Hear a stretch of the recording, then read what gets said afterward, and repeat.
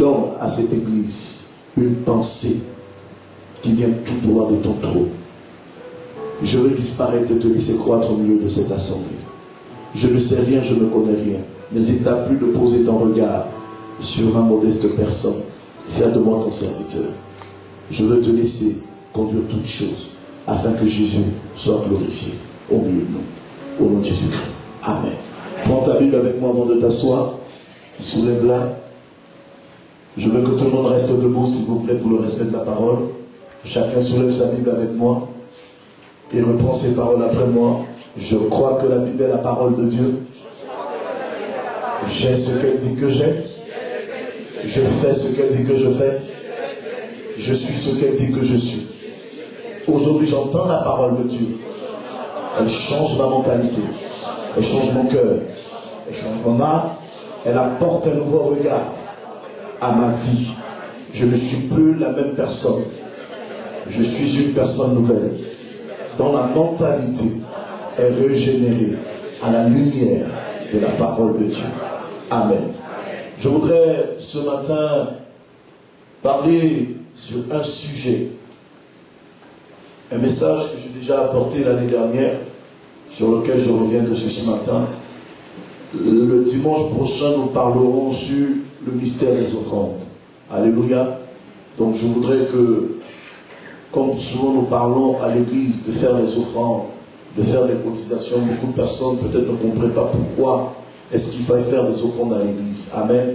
Donc le dimanche prochain, je vais enseigner sur le mystère des offrandes et les différentes catégories des offrandes qui existent dans l'église, ce que nous devons apporter comme semence à Dieu.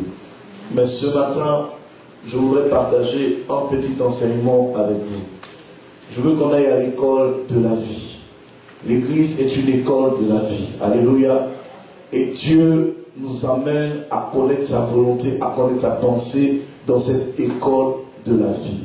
Nous sommes dans le livre de Juges, chapitre 16, à partir du verset 17. La Bible dit que il lui ouvrit tout son cœur et lui dit: le rasoir n'a point passé sur ma tête parce que je suis nazaréen. Pour Dieu, dès le ventre de ma mère, si j'étais rasé, ma force se retirerait de moi et je deviendrais faible et je serais comme n'importe quel homme.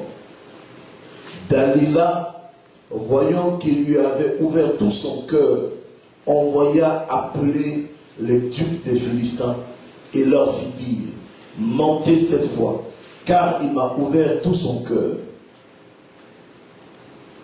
C'est pas bien d'ouvrir tout son cœur à une femme. Hein? Amen ou pas amen? Et les ducs des Philistins montèrent vers elle et apportèrent l'argent dans leurs mains. Elle l'endormit sur ses genoux. Elle appela un homme et rasa ses 7 tresses de la tête de Samson et commença ainsi à le dompter. Sa force se retira de lui et elle dit: les Philistins sont sur toi, Samson. Il se réveilla de son sommeil et dit: je m'en sortirai comme les autres fois. Je me dégagerai. Il ne savait pas que l'Éternel s'était retiré de lui. Les Philistins le saisirent et lui crevèrent les yeux. Ils le firent descendre à Gaza et l'attachèrent avec des entraves de bronze.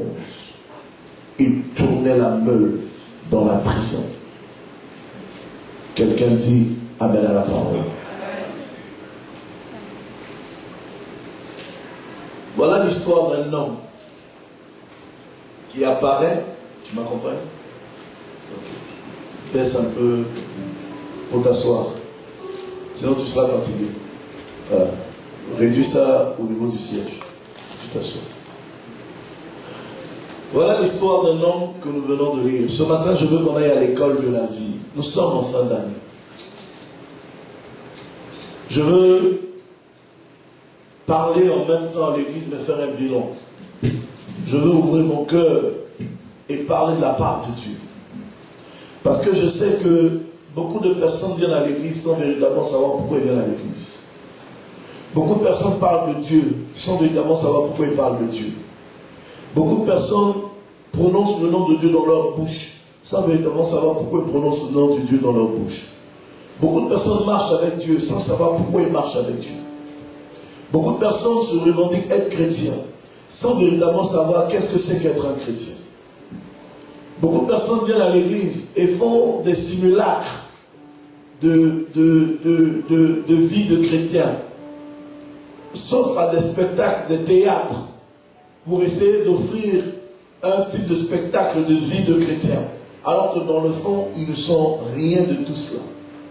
Vous savez, la parole de Dieu nous amène à comprendre que la seule chose dont Dieu s'est méfié depuis le premier jour de la création, c'est l'homme. Parce que la Bible dit que Dieu va jusqu'à se repentir. Il dit, il se répand d'avoir créé l'homme. Ça veut dire que Dieu a tout créé, mais le plus grand regret que Dieu a eu, c'est d'avoir créé l'homme. C'est pour dire à quel point l'homme peut être négatif, au point même d'être un problème pour son créateur. Si déjà, face au créateur, l'homme qui est la création est un problème, je veux bien comprendre qu'est-ce qui manquerait dans cette société des hommes dans laquelle nous vivons aujourd'hui. Si tout ce que Dieu a fait pour l'homme, l'homme n'a pas été en mesure de le reconnaître, je veux bien aujourd'hui qu'on m'explique comment est-ce que la loi de la reconnaissance peut être une loi fondamentale dans le comportement des êtres humains. C'est pour dire que l'homme restera toujours ce qu'il est. Quel que soit ce que tu donneras à l'homme, l'homme trouvera toujours un moyen de dire que ce n'est pas suffisant. Quel que soit ce que tu feras dans la vie d'une personne, une personne peut-être peut regarder dans tout ce que tu fais pour elle et puis te dire que tu n'as rien fait. Amen ou pas amen? Est-ce que c'est vrai ou c'est pas vrai? Vous savez, les gens qui donnent beaucoup dans la vie attendent beaucoup de la vie. Malheureusement, généralement, ils donnent, mais ils ne reçoivent pas. Mais il y a deux catégories de personnes sur la terre. Il y a ceux qui donnent et il y a ceux qui reçoivent. À la seule différence, c'est que celui qui reçoit est celui qui détruit. Parce que quand tu reçois et que tu ne donnes pas en retour, tu ne sauras pas ce que c'est que donner. Parce que donner, c'est perdre. Quand tu donnes, tu as enlevé dans ce que tu as pour donner. Mais quand tu n'as jamais su ce que c'est que donner, tu ne sauras pas apprécier à juste valeur la qualité des personnes ou de la personne qui te donne. Et cette relation, elle est jusqu'à s'installer dans nos rapports avec Dieu. Cette façon de voir, de faire. On n'est même pas conscient de ce que Dieu fait pour nous. On n'est même pas conscient de ce que Dieu apporte dans notre vie. Au jour d'aujourd'hui, on a le sentiment que nous bénéficions de certains droits qui ne méritent. Écoutez, je ne suis pas juriste, mais chaque fois qu'on parle de droit, il y a une revendication qui suit. Amen ou pas amen? On ne parle pas de droit sans revendication. Parce que lorsqu'on parle de droit, on parle de devoir. Quand on parle de droit, on parle de responsabilité. Si tu as des droits, c'est que tu as des devoirs. Si tu as des devoirs, c'est que tu as des responsabilités. Donc en réalité, Dieu n'a jamais regardé aux faiblesses de l'homme, mais regarde plutôt à ses devoirs vis-à-vis de l'homme. Mais encore, en réalité, Dieu n'a pas de devoir envers nous, c'est nous qui avons un devoir envers Dieu. Parce qu'en réalité, Dieu nous a créés et il nous a tout légué.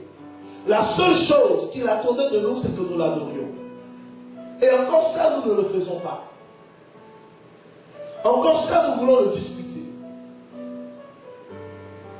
Aujourd'hui, je vais vous amener à comprendre comment est-ce que quelqu'un peut perdre le goût de la vie juste à cause des choix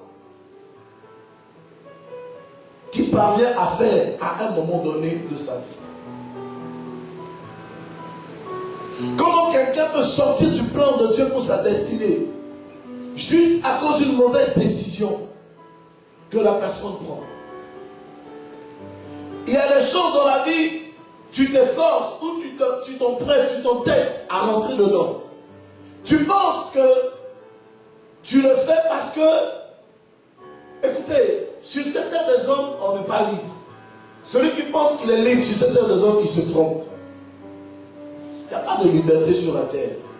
La véritable liberté se trouve en Jésus-Christ.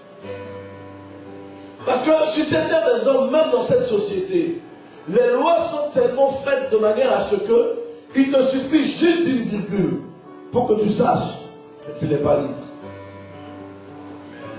Écoute, au nom de ta liberté, rentre dans un supermarché et vole. Tu sauras qu'il y a la prison qui existe. Au nom de ta liberté, va prends ta voiture, heurte quelqu'un au bord de la route sur le passage piéton. Tu sauras qu'il y a de la prison qui existe. Il y a une loi qui existe qui condamne des personnes qui posent ce genre d'actes. Voilà l'histoire d'un homme que nous lisons dans la parole de Dieu.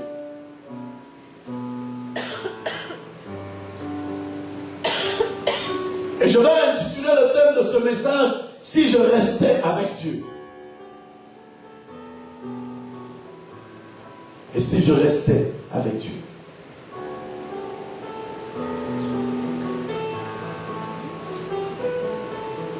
Samson était un jeune homme que Dieu a envoyé à un moment donné où son peuple avait besoin d'un homme qui pouvait présider sa destinée. Israël était pris en déportation par l'armée philistine. Les 5 princes des Philistins dominaient sur Israël et l'assujettissaient à une vie d'esclaves. Les femmes, les bêtes, les champs, le troupeau d'Israël étaient devenus la récompense des Philistins. C'est-à-dire que le peuple travaillait pour nourrir ses ennemis. Et c'est dans cette embrouillamie sociétale, c'est dans cette confusion de société que Dieu, dans le principe de garder toujours à la tête de son peuple un élite, un juge, va se souvenir de la promesse qu'il a faite à Abraham. Et va donc envoyer Samson. Samson qui naît dans une condition particulière. Samson qui naît dans une condition exceptionnelle. Il n'était pas un garçon ordinaire, puisque à la base sa mère était stérile. Vous vous souvenez que je vous ai dit un jour que toutes les femmes qui sont stériles pas parce que Dieu les a maudits, mais parce que dans leurs entrailles se cachent des semences de grande valeur. Et lorsque Dieu approuve ces semences, lorsque Dieu bénit leurs entrailles, et que ces semences sortent de leurs entrailles, c'est des semences de distinction et de qualité. Il est dans une condition exceptionnelle. Parce que toute femme stérile était considérée comme une femme maudite. Et la malédiction qui pouvait peser sur la mère de Samson s'est transformée en bénédiction le jour où Dieu a introduit la promesse dans ses entrailles. Pas pour sa maison, mais pour la maison de Dieu. Écoutez, chaque chose qui suscite en vous de l'espérance, quand vous êtes chrétien, cette espérance n'est pas suscitée pour le plaisir de vos beaux yeux, mais pour l'intérêt de la maison de Dieu. Dieu n'a rien à faire avec vous si vous n'avez rien à faire avec lui. C'est tout. C'est Naoum. Naoum 1.1. m'a envoyé un texte ce matin. Où Dieu parle de la destruction et de la consommation du peuple. Qui, dans son attitude et son comportement, a du mépris pour l'œuvre de Dieu, pour la maison de Dieu. Dieu n'a aucun chemin, aucun parcours à faire avec toi si tu n'as pas de parcours à faire avec lui. Est-ce que je parle à quelqu'un? La Bible dit que Samson naît donc dans cette condition exceptionnelle. En tant que juge sur Israël. Et Dieu dit à sa mère, voici j'établis un secret dans la vie de cet enfant. Parce que je veux faire de lui le libérateur de mon peuple.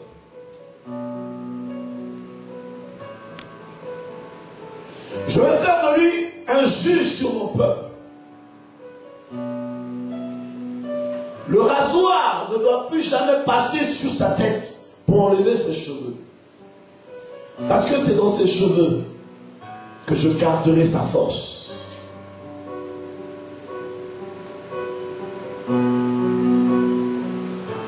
Samson grandit selon la promesse qui a été faite. Il devient un homme puissant, redoutable, fort. La Bible dit que lorsqu'il a commencé à grandir, l'Esprit de l'Éternel a commencé à l'agiter. Parce qu'il était né pour accomplir une mission. Il n'était pas venu au monde au hasard. C'est ceux qui pensent qu'ils sont des aventuriers sur la terre, qui pensent qu'ils n'ont pas de compte à rendre. Un aventurier n'aura pas de compte. Amen ou pas amen? Quand dans un foyer, une femme ne veut pas rendre des comptes à son mari, elle est dangereuse. Amen ou pas amen? C'est vrai ou c'est pas vrai? Voilà. Amen ou pas amen? Voilà. Il y a des personnes qui vivent sur la terre sans souci. Ils pensent qu'ils ont le droit de faire tout ce qu'ils veulent. Non. Tu n'as pas le droit de faire tout ce que tu veux. Dans une société normale, tu dois faire ce qu'il faut. Alléluia. Dis à ton voisin, fais ce qu'il faut. Si ton voisin ne parle pas, dis-lui donc c'est de toi qu'il s'agit alors.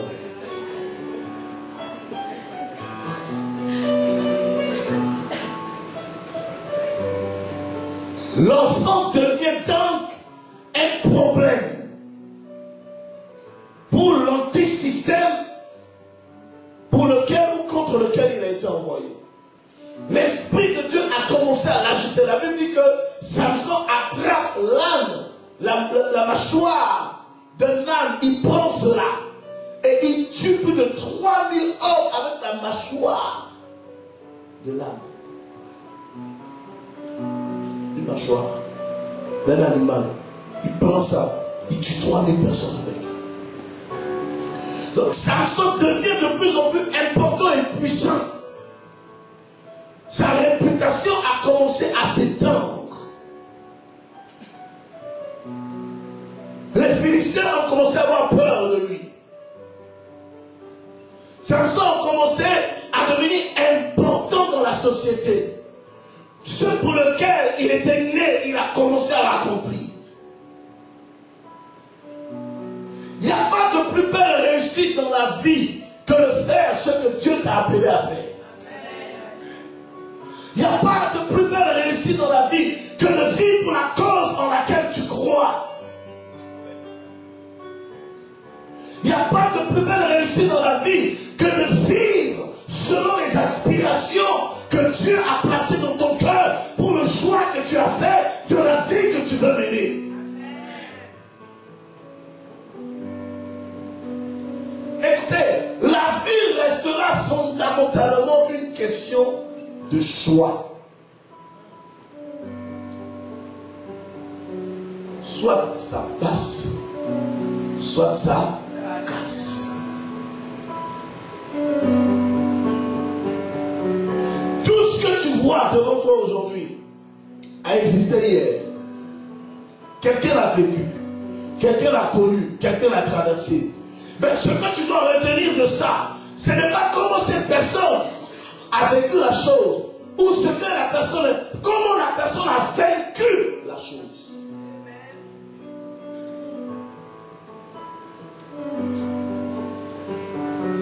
Nous menons des combats dans la vie, nous voulons nous munir des armes prier pour régler des problèmes à un moment donné dans notre vie qui ne correspond pas à la mesure ou à la dimension, n'est-ce pas, je dirais, des problèmes qui ne correspondent pas à la mesure de l'arme qu'on utilise. Écoutez, si tu vas en guerre,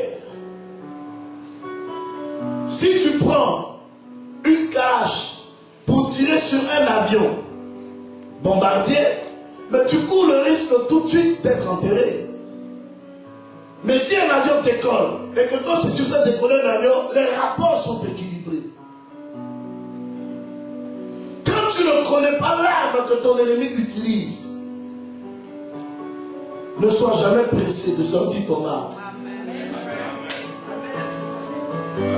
Les arguments que tu avances dans la vie pour défendre tes positions, dis-toi que c'est des arguments que quelqu'un peut toujours avoir la contradiction. Parce qu'aucun argument n'est absolu. Chaque situation correspond à chaque besoin. Chaque besoin correspond à chaque argument.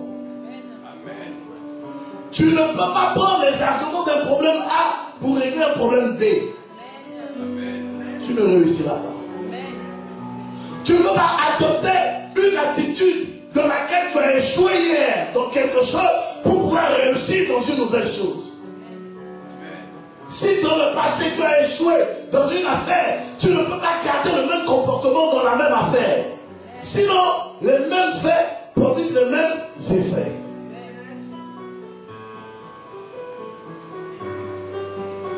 Écoutez, tu ne peux pas garder ton foyer si tout le temps tu as insulté ton mari et aujourd'hui tu es dans un nouveau foyer, tu veux encore insulter le nouveau et puis le gars, ça ne marchera pas.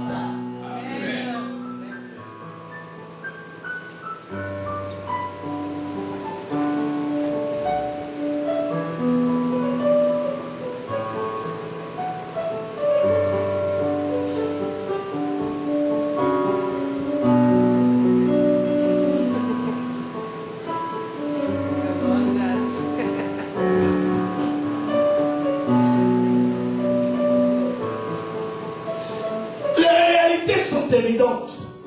Les problèmes sont évidents. La vie est chargée de difficultés. Personne ne te fera cadeau dans la vie. Tout ce que tu acquiers, tu dois payer le prix. Même au détriment des choses qui sont dans ton cœur. Il y a des gens qui pensent que dans la vie, surtout les femmes, et les femmes souvent pensent que parce qu'elles sont belles, elles ont droit à tout. Si tu vas pas s'en foutre de ta beauté.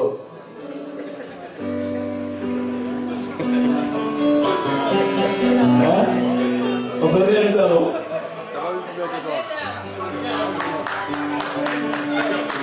Et tu peux être belle de visage, mais si ton cœur n'est pas bon, on s'en fout de toi.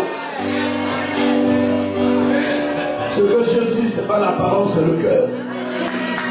Si tu soignes ton apparence et que ton intérieur n'est pas propre, on s'en fout de ça, tu iras en enfer.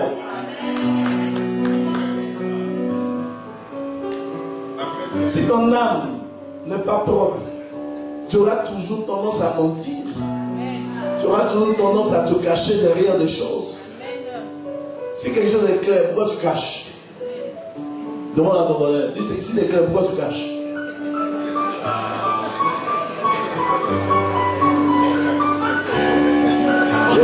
Dans un foyer, non.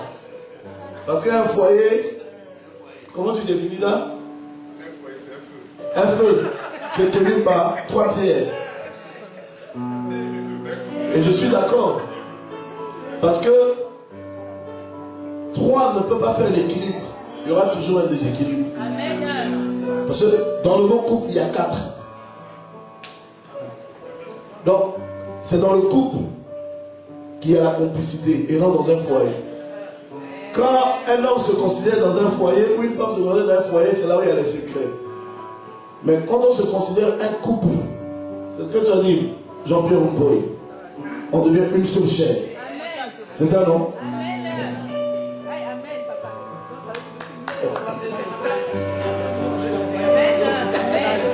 Tu dis quoi? C'est les femmes rebelles qui ont ce raisonnement. Les femmes indépendantistes. Hein? Péo. Tu n'es pas d'accord avec moi? Tu es totalement d'accord, non? Tu n'as pas le choix. Écoutez, la vie nous enseigne des choses. Et ces choses que la vie nous enseigne doivent nous servir de leçon. Tu ne peux pas continuer de mener ta vie d'échec en échec à cause des choix que tu fais et tu ne veux pas changer. Amen. Si ça ne t'arrange pas, quitte le dos. Si tu veux rester dedans, obéis au principe. C'est tout. Dieu ne t'oblige pas à le suivre. Mais si tu veux suivre le Seigneur, tu es obligé de suivre ses principes. Parce que tu ne peux pas mener la vie chrétienne sans suivre les principes et espérer avoir une vie chrétienne bénie. C'est pas possible. C'est pas possible. Je vais encore donner un exemple. Dans une vie de couple normale, où les sujets sont correctement mariés, si tu aimes ton mari, tu obéis à ses principes. Amen ou pas amen? Non? Marcel, tu n'es pas d'accord? Si tu aimes ton mari, tu obéis à ses... Bon, il y a une femme blanche dans l'église, je vais lui demander, parce qu'on dit souvent notre raisonnement, à nous les noirs c'est différent. Madame, bonjour. Si vous aimez votre mari, qu'est-ce que vous faites en tant que femme? Vous suivez ses principes. Même dans la société occidentale. Bon, vous dites que vous aimez le Seigneur, pourquoi vous ne suivez pas ses principes? C'est ça. Vous dites que vous aimez le Seigneur, mais vous sabotez son œuvre. Vous dites que vous aimez le Seigneur, mais ses intérêts passent après le vôtre. Mais c'est ça le véritable amour. Quand tu aimes une personne, la personne devient une priorité pour toi. Si tu dis à une personne je t'aime, et que ses préoccupations ne sont pas une priorité pour toi, c'est de quel amour il s'agit? De quel amour? Dieu, pour te démontrer que tu es sa priorité, il a envoyé Jésus mourir à la croix pour toi. Juste te démontrer que tu es important pour lui. Malgré tous les dégâts qu'on a fait là, il n'a pas regardé à ça. Mais pour nous montrer qu'il a une priorité pour nous, nous sommes une priorité pour lui. Jésus est venu mourir. Quand est-ce feras-tu de Dieu ta priorité?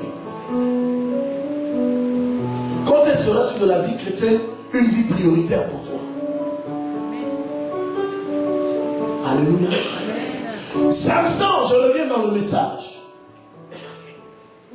Dieu l'avait mandaté pour accomplir un mandat divin. Il avait reçu l'autorité, le pouvoir, la force, l'onction nécessaire, la capacité surnaturelle pour accomplir des exploits.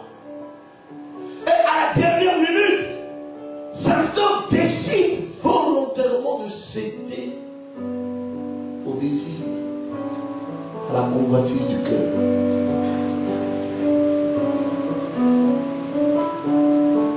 Et la Bible dit, et en sociologie, on nous apprend que une personne ne va vers que ce que son cœur aime. En sociologie. Quand vous voyez une personne, dès qu'il a un peu d'argent, s'il aime beaucoup les habits, la première des choses à faire, c'est d'aller acheter les habits. Donc son cœur est attaché aux habits. Une personne, dès qu'il gagne de l'argent, s'il aime l'alcool, la première des choses à faire, il va aller acheter une bouteille de whisky. C'est ce que tu aimes que ton cœur te conduit dedans à poser les actes qui vont avec. Amen. Amen. Si ton cœur n'est plus attaché à une chose, la chose ne devient plus une priorité pour toi. Et ce n'est plus un mystère non plus pour toi. Ton cœur ne te mènera pas nulle part ailleurs que là où, au fond de ton âme, tu as des désirs profonds. Amen. Alléluia. Amen. Tu as des désirs profonds.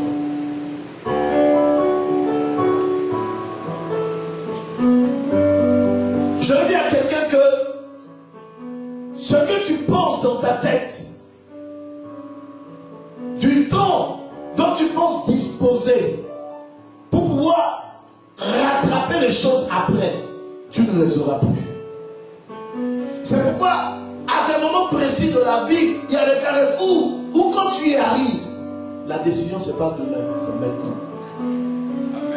Tu dois la prendre. Samson a tout reçu de Dieu. Mais à un moment donné, Samson devait comprendre que là où Dieu voulait l'amener dépendait exclusivement du niveau du choix qu'il allait faire face aux épreuves et à la tentation. Je parle de la vie chrétienne. Delilah est un exemple de tout ce qu'un homme peut désirer. Une belle femme, lèvres pulpeuses, avec une chaleur extraordinaire. Mais c'est comme ça la Bible la décrit. Une femme avec une sensualité sans pareil. Quand Samson a vu ça, son cœur a bougé à l'intérieur de lui. Il est rentré dedans. C'est bien.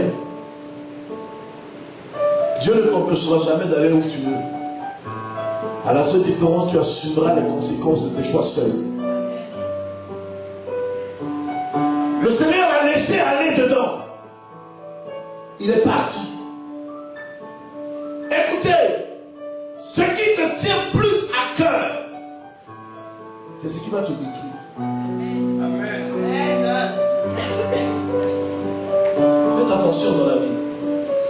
Et je donne ce conseil souvent aux gens pour dire que il y a des personnes, par exemple les parents qui disent mon enfant est la prunelle de mes yeux. Un enfant peut pas être la prunelle de tes yeux. Faites attention. Parce que Dieu peut te l'arracher. Moi je connais une femme à Bangui, dans mon pays, en Centrafrique, qui était notre voisine, qui n'avait qu'une seule petite fille. Elle l'aimait de tout son cœur. Cet enfant marche dans la rue. Il suffit qu'elle fasse palabre avec une de ses copines. La maman va aller taper la copine. Juste parce qu'elle ne veut pas qu'on touche son enfant. Un jour, l'enfant est parti au fleuve pour se baigner. L'enfant s'est noyé. Et jusqu'au jour, il n'a plus jamais eu d'enfant. La seule chose qui la faisait vivre, Dieu lui a enlevé ça. Quand tu montres à Dieu qu'il y a une chose qui est très importante dans ton cœur, plus que lui, c'est cette chose-là qu'il va prendre.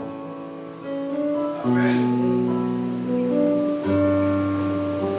Si la joie de la vie, la joie de vivre est la chose qui te tient le plus à cœur, c'est ce que Dieu va prendre. Si ton argent a plus d'importance dans ta vie, Dieu va prendre ton argent. Moi, je ne m'aime pas plus que moi-même. Parce que je n'ai pas envie que Dieu prenne ma vie. J'aime le Seigneur. J'aime le Seigneur. Moi, là, c'est après. L'œuvre de Dieu d'abord. Ma priorité, là, c'est l'œuvre de Dieu d'abord. Moi, je viens après.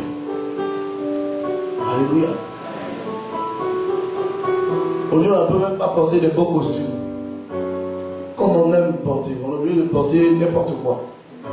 Parce qu'on décide que l'œuvre de Dieu passe d'abord. Je sais de quoi je vous parle. Quand l'œuvre de Dieu devient une priorité pour vous, quand vivre pour le Seigneur devient le challenge permanent, la motivation permanente de ta vie, les choses qui te font pleurer tous les jours vont devenir des sujets de joie. Il n'y a pas un autre secret. Mon ami, il n'y a pas un autre secret. Vous déprimez parce que vous vous attachez plus à ce qui vous fait descendre dans le fond du trou et non à ce qui vous fait remonter à la surface. Jésus est l'espérance de la vie que nous recherchions par excellence. Et il y a des choses que l'argent ne va jamais te donner. Même un mari ne va jamais te donner. Même la plus belle femme au monde ne va jamais te donner. Moi, je pensais que le mari allait régler beaucoup de problèmes, mais c'est faux. Depuis que je me suis fiancé, je n'ai que des problèmes. Donc, j'ai compris que la solution même, ce n'est pas une femme. La femme a son rôle ailleurs. Tout comme le mari a son rôle ailleurs. Mais le plus important, c'est la relation que tu entretiens avec la personne qui ne pourra jamais te décevoir. Écoute, un mari peut hausser le ton sur toi, mais Jésus va te réprimander avec douceur. Une femme peut hausser le ton sur toi, mais Jésus va te reprendre avec tendresse et amour. Il y a des voix à un moment donné que tu auras besoin d'écouter, qui ne viendra pas de la voix d'une femme ou d'un homme, mais de Jésus. Parce que c'est lui qui va chuchoter le mot par excellence dans ton cœur, le mot par excellence dans ton âme, le mot par excellence de ta pensée. Pour que là où il y a la blessure, parce qu'il y a des niveaux de blessure dans notre homme, dans notre être intérieur, où aucune parole d'un homme ne peut donner la consolation. Si ce n'est que Jésus.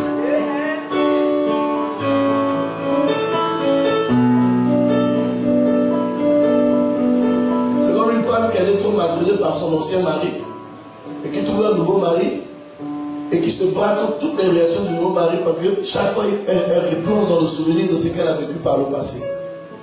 Ça veut dire que la plaie au fond de son âme n'est pas guérie. Mais quand c'est comme ça, tu fais un break, tu ouvres ton âme au Seigneur. Il te soigne d'abord. Parce qu'une personne qui te donne de l'amour mérite de recevoir de l'amour en retour de ta part. Est-ce que je parle à quelqu'un? Sinon tu vas détruire tout ce que tu es en train de construire. Et à la fin, quand tu fais le bilan, tu te rends compte que tu es la plus malheureuse. Parce que tout ce qui aurait pu faire ton bonheur, tu as laissé les douleurs de ton âme, l'ignorance, l'amertume de ton cœur, te pousser à des attitudes et des comportements qui ont brisé la seule chose qui te reste comme espoir de vie. Dieu ne va jamais te laisser sombrer dans la folie, ni dans la dépression, s'il occupe la véritable première place dans ton âme. Ce dont tu as besoin, ce n'est pas la consolation d'un homme, ni un travail, ni le retour d'une société. Non! Ce dont tu as besoin, c'est quelle place Jésus occupe véritablement dans ton cœur. S'il devient sujet, l'espérance de ta vie, comme la parole de nous enseigne, Christ envoie l'espérance de la gloire. Si tu espères en Jésus, il y a des choses pour lesquelles tu n'auras pas besoin de pleurer. Parce qu'il saura à un moment précis ce dont tu as besoin et te le donne.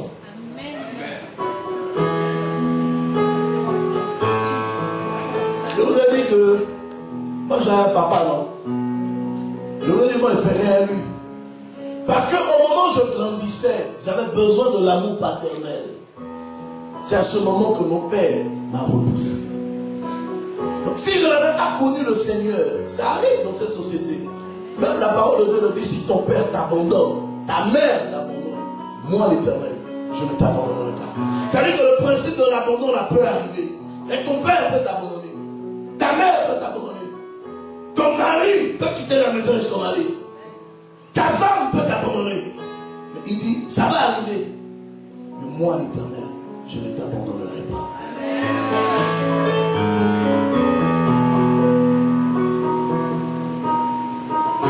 Un jour, quelqu'un me dit, tu as beaucoup d'amour en toi. Et tu donnes beaucoup d'amour autour de toi. Tu as reçu une bonne éducation. J'ai dit oui. J'ai été éduqué par le Seigneur. Sa nature, c'est l'amour. Donc c'est normal que mon caractère soit amour. C'est tout. Parce qu'au moment où j'avais besoin que mon père soit là pour me guider dans mon adolescence, c'est le Seigneur qui était là. Toute mon éducation, je l'ai faite basée sur la parole de Dieu. Donc, aujourd'hui, vivre hors contexte de la parole de Dieu, pour moi, est quelque chose d'anormal. Et c'est dans ce chemin, ce cheminement, que j'ai trouvé l'espérance d'une vie de gloire. Et j'aspire à cette vie de gloire. Et je la vis pleinement. Dieu me bénit. Mes ennemis le veulent ou non, ils me bénissent. Je ne manque de rien. Et toujours des billets verts dans ma poche. Les costumes sont toujours bien dressés. Le haut d'une belle voiture. Partout où j'arrive, j'apporte l'excellence. Voilà. Mon ministère se fait avec distinction. Quelqu'un a dit amen pour moi. C'est ça l'œuvre de Dieu. C'est ça l'espérance de la vie avec le Seigneur. Cela va plaire à des hommes. Cela ne va pas plaire à des hommes. Mais c'est ce que le Seigneur peut faire pour un homme. Te donner ce que la société ne t'a pas donné. Te donner ce que ton père ne te donne pas. Te donner ce que ta mère ne te donne pas. Et je vais dire à quelqu'un ce matin, si tu fais du Seigneur la source de ta vie, il va changer tes pleurs en des cris de joie. Il va changer tes larmes. Il va essuyer ta dépression. Partout les hommes pensent que tu ne pourras pas réussir. Avec le Seigneur, tu réussiras. Là où les hommes pensent que c'est terminé pour toi, le Seigneur te fera arriver. Si tu le dis Amen, la gloire de Dieu arrive dans ta vie ce matin. Jésus est l'espoir de ta vie. Jésus est l'espoir de ta famille. Jésus est l'espoir de ta maison. Il est la solution à tes problèmes. Les hommes pourront te trahir, mais lui ne te trahira pas. Les hommes pourront t'abandonner, mais lui ne t'abandonnera pas. Tout le monde peut te relâcher, te tourner le dos, mais Jésus ne te tournera jamais le dos. Il est l'étoile brillante du matin. Je veux que quelqu'un ce matin se lève et acclame le roi des rois, le Seigneur des seigneurs, le ressuscité.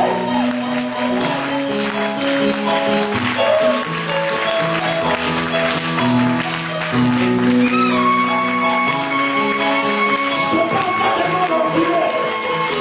Je te parle du ressuscité le troisième jour. Je te parle de l'homme qui peut changer ta vie au même jour. Il n'a pas de complaisance. Il n'a pas de contrepartie. Oh oui, il n'y a pas de compromis ni de compromission. Quand il te bénit, il te bénit.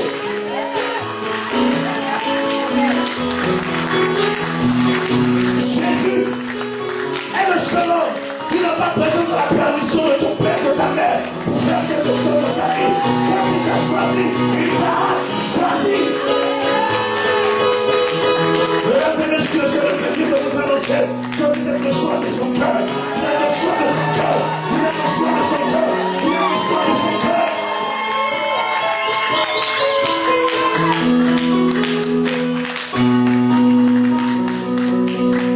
Ton amour pour le Seigneur doit grandir. La reconnaissance. La reconnaissance. Quand quelqu'un n'est pas reconnaissant, il veut tout chiffrer. Attention. Quand quelqu'un n'est pas reconnaissant, il veut tout comparer. Faites attention. La loi, le manque de reconnaissance amène à la disqualification de la grâce. Il faut savoir apprécier ce que Dieu fait dans votre vie. C'est parce que Samson n'a pas su apprécier la grâce de Dieu dans sa vie qu'il a jugé nécessaire de livrer son secret. Mais en livrant son secret, il a payé de sa peau. Dis à ton voisin, garde une intimité avec le Seigneur. Notez quelques principes à garder dans la vie. Notez, c'est l'école de la vie. Prenez un stylo, notez. Premier principe de la vie. Quelle est ta fondation? C'est des interrogations. Sur quoi est bâtie ta vie? Quel est le socle de ta vie? Ta vie est basée sur quoi? Si ta vie a une bonne fondation, tes murs auront une solidité. Très important. Deuxième principe. Notez. Le principe de la distinction. Tout ce que tu fais dans la vie, il faut savoir te distinguer. Parce que tu n'es pas comme les autres, tu es comme toi-même.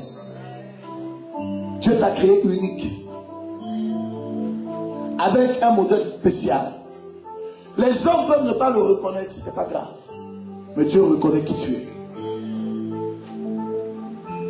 Troisième principe.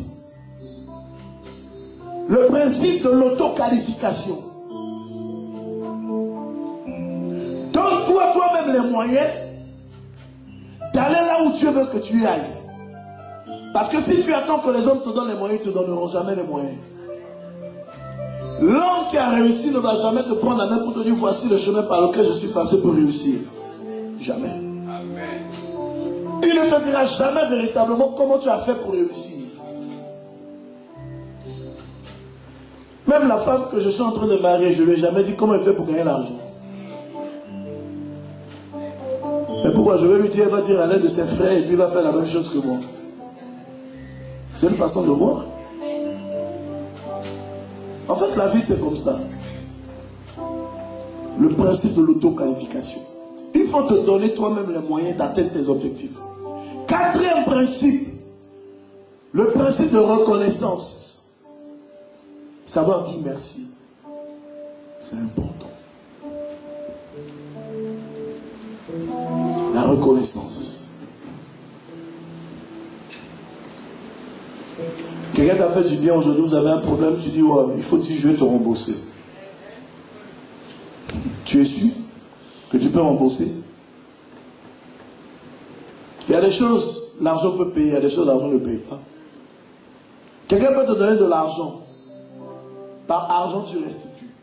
Mais quand quelqu'un te donne l'amour, comment tu payes l'amour? C'est ça.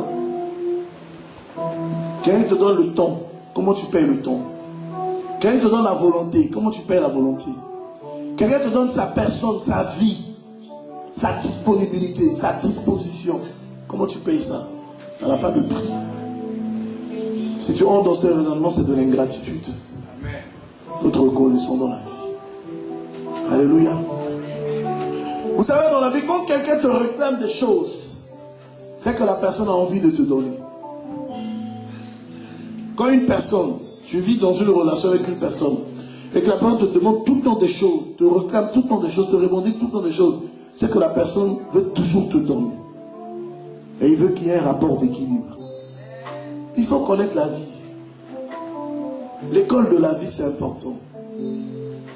Et moi, là, j'ai fait l'école de la rue. J'ai appris la vie dans la rue, dans la cité. Donc, j'enseigne les rudiments de la vie. Comment devenir quelqu'un. Quand je connaissais l'archevêque, je donne ce témoignage avant de donner le 5e principe. Et puis nous allons prier. Quand je connaissais l'archevêque, ça fait 10 ans aujourd'hui que je vais le connaître. En 10 ans, nos rapports n'ont pas bougé d'un iota. Quand je suis allé le prendre pour dire tu es mon mentor, tu es mon père à partir d'aujourd'hui, je me soumets à ton autorité pour que tu m'enseignes, pour que tu sois mon mentor, mon guide, tu m'enseignes les rudiments de la vie à grandir. La première chose qu'il m'a dit, tu es un jeune homme très sage, mais garde ton cœur tel que Dieu te l'a donné. Et garde la sagesse. Parce qu'on ne réussit pas par l'ego, par l'orgueil. On réussit par la sagesse. C'est pourquoi la Bible dit que la femme sage bâtit sa maison. Mais la femme insensée la renverse de ses propres mains. Tu peux penser tout savoir, tout maîtriser, tout connaître. Tu peux penser même avoir des droits. Souvent, tu peux avoir raison. Mais au nom de la sagesse, tu acceptes d'avoir tort. Juste parce que tu dois sauver ce qui est précieux dans ta main. Écoutez, quelqu'un qui n'est pas d'accord avec le principe de céder pour avancer n'est pas plus loin d'un chien qui vomit sa nourriture et qui retourne à la poubelle lui-même pour avaler. Hein? Et il m'a dit une chose. Il dit, tu es venu te connecter à moi. Tout ce que j'ai reçu de Dieu, tu le prendras de toi-même. Il ne va pas m'enseigner, mais je le prendrai de moi-même. J'ai pratiqué l'archevêque plus à distance. Mais aujourd'hui, il y a des gens qui disent que je lui ressemble. Pourquoi? Premièrement, parce que j'ai appris à l'aimer comme un père. Quand vous apprenez à aimer une personne, quand vous aimez réellement une personne, vous ne marchez pas en contradiction avec la personne. Vous marchez d'un même pas. L'amour, c'est ça. Si vous aimez Dieu réellement, vous ne marcherez jamais en contradiction avec les principes de la parole de Dieu. Vous marcherez en conformité avec les principes de la parole de Dieu. Mais le jeune homme que j'étais n'avait sujet d'aucun espoir de réussite à un certain niveau. J'avais des ambitions. Je savais qui j'étais. Je n'étais pas sans moyens. Que ça plaise ou non, je le dis. Je n'étais pas sans moyens. J'avais un peu. J'avais déjà eu une renommée. J'étais déjà célébré par la grâce de Dieu quand je venais le rencontrer. Mais il m'a dit, tu sais, la gloire passe, la renommée part. Ce qui reste, c'est la réussite. Le succès s'en va, mais tu dois réussir. Mais en me connectant à lui en 2006, je ne savais pas que de lui allait sortir un rejeton dont je serais une branche.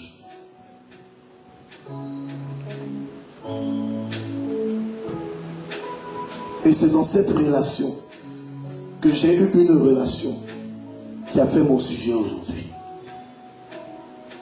C'est pas à cacher. Cinquième principe, le principe de la connexion. C'est ce que je voulais dire. Il faut avoir les bonnes connexions dans la vie si tu veux réussir. Mais je ne savais pas qu'en connaissant l'archevêque en 2006, un jour, j'allais être en contact avec son fils. Et nous ne nous sommes pas mis en contact pendant qu'il était fort.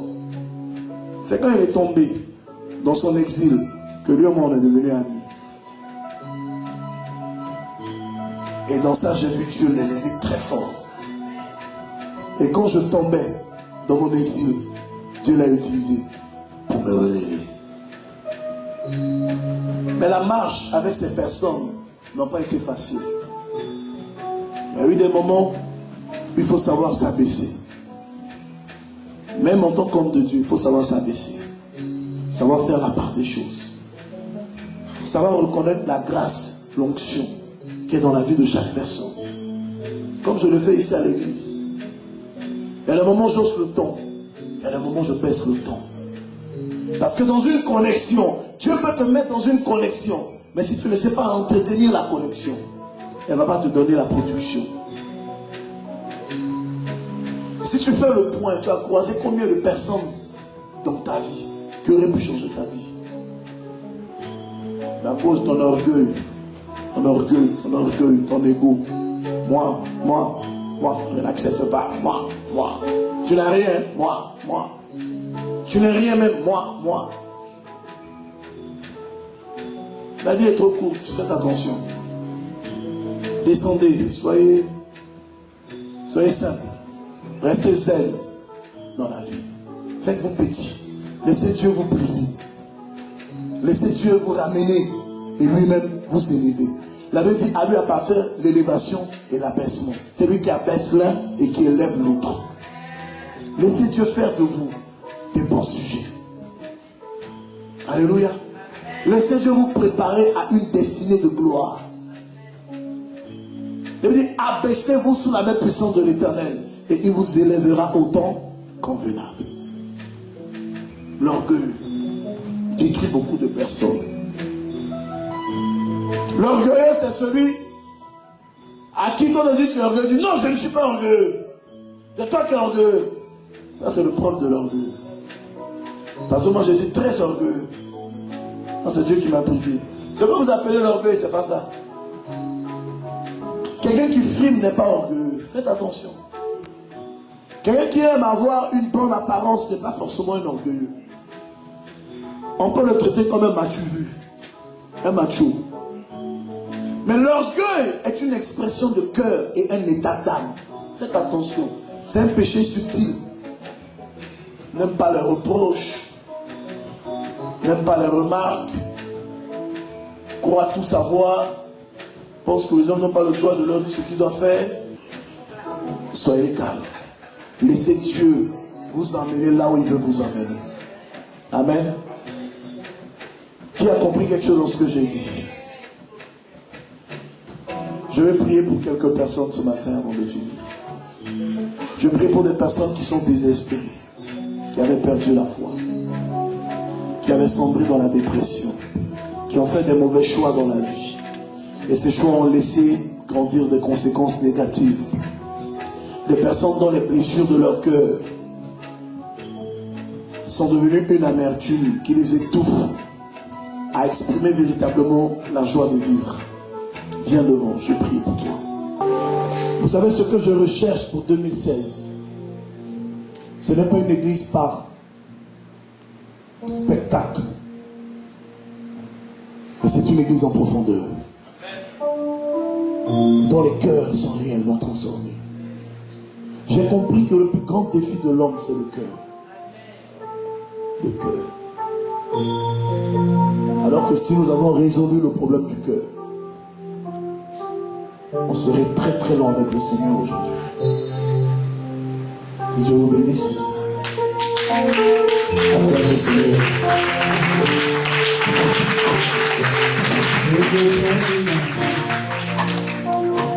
Merci.